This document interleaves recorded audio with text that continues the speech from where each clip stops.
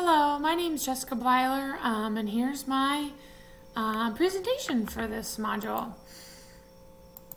So here's a little bit about my job and some of the duties, and really why I love STEM education. This is my 5th year teaching.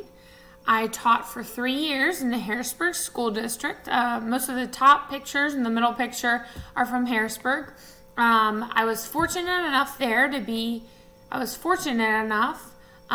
be part of a STEM program at Harrisburg, where my 3rd grade class was part of a program where we had mentors from the high school come down.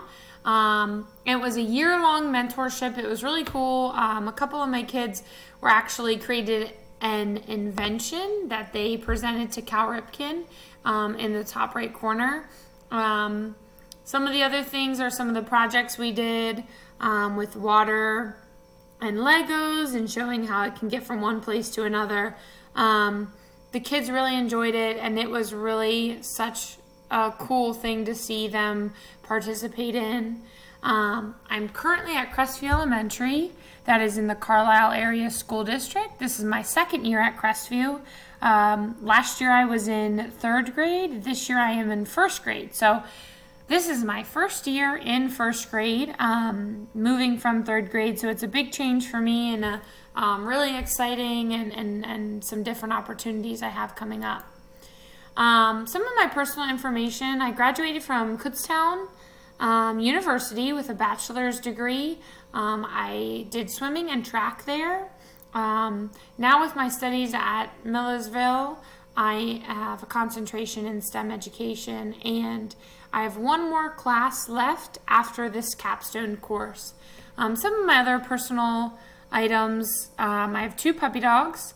One is Chance. He's the mini golden doodle. He's lighter in color. And then I have Lincoln, who's a cockapoo, and he's the darker one in color. They're both puppies still, so pretty young, both under a year and a half. So both full of energy, and they're really fun and exciting to play with. In the middle there is my fiance. We got engaged in January. We'll be getting married in June of 2020. And in the top right corner is a picture of my dad and my brother at a Penn State game. We really enjoy football and sports and being outdoors and things like that. A couple of my other personal info outside of school: I coach swimming at Keystone Aquatics there in the middle. I do that in the evenings and on the weekends. I really enjoy swimming and really enjoy coaching it and having the opportunity to do that. I also play on a kickball team. That's the group there in the pink. We play on Thursday nights, and we've actually won 4 championships so far. So we really enjoy it, and it's super fun to be around and be outside and do some active items. I also really like Girls on the Run. That's the picture in the corner to the right. I also used to do some open water swimming. That picture's from Miami. And then towards the bottom, I like to travel as well. I visited Paris when my brother lived there for a little while. So moving on to our 3 questions that we were given.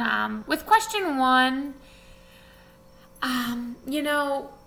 to be able to say which is going to be which stage I feel is the most difficult, I think, as Dr. Drayan mentioned, might be time.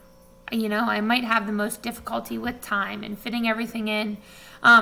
Although it's not in the stages, time is usually the hardest thing to come by, especially as teachers. But as the 4 stages are concerned, I think I will have the most difficulty with identifying an area of focus. It's really hard for me to kind of decide what I think is the most important, or what I most need when I'm unsure of the outcomes and how the process may look. I like kind of knowing up front how much information I'll be able to collect and how best it will impact my students. So I think I'm going to go with number 1, identifying an area of focus, or as the other one says, identification of the problem area. I think that's going to be the most difficult for me. I think it's just going to be tricky to pinpoint something and run with it, and not knowing I'll have enough information, if I'll be able to collect enough data, and if it's really going to be the most impactful thing for my students. Question 2, I'm learning a whole new grade level this year from moving from 1st to 3rd, and I already know, I go into school an hour early, we stay an hour late to prepare and create materials for class. It's a whole new world in the 1st grade level compared to where I was in 3rd grade. A lot more manipulatives, a lot more crafting, things like that. I can see that adding an action research into my daily routine will add time to my day, as it is already. And the quote that I kind of pulled out was, "Know that action research is a process that can be undertaken without having a negative impact on your personal and professional life." So that's kind of one of the things that I see as an obstacle. I can also see another obstacle come into play when making action research part of the daily practices, is that my school district has very specific protocols for how things are done. We're given very specific written directions for how to, for example, introduce vocabulary, for how to introduce phonics skills, and so forth. So trying to implement an action research project into the mix could become complicated, I could see. Question 3, I think I resonate most with this first story. I think it resonates most with me because it's most similar to my experience teaching at Harrisburg School District. I also was teaching many ESL students, but in my regular education classroom. I know one year I had like over 10 ESL students in my regular education classroom.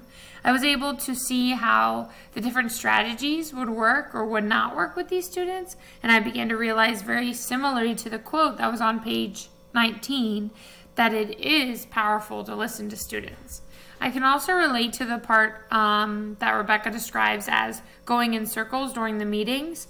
I sat in on many meetings during, whether it was behavior team meetings or leadership meetings, leader team meetings, that we seemed to not accomplish anything at the time, and we just kind of kept talking about strategies and different things we could do, could not do, and why it would work, why it wouldn't work. And I can just, I can relate to that, going in circles mentality that, was really frustrating, as she also mentioned in the article. Finally, I also just really love the idea of a student newspaper or newsletter. As I began writing my first newsletter this week for my families, I thought about the idea of how to involve my first graders more. And I think it was really kind of cool to see that that's one of the ways that they kind of helped bring their ESL students in communicating with their families, and kind of brought it full circle like that. I did really like the one quote from story 2 that I want to share really quick, that said that action research has allowed me to see the bigger picture in my work. I just kind of want to mention that that's something like I'm kind of really excited about, to see how this action research can allow me to do that and allow me to see the bigger picture in teaching our students, and more on a data basis. I know we see the bigger picture on a daily basis, but just seeing that come out in numbers and in a paper, I think is going to be really cool. All right, thanks so much.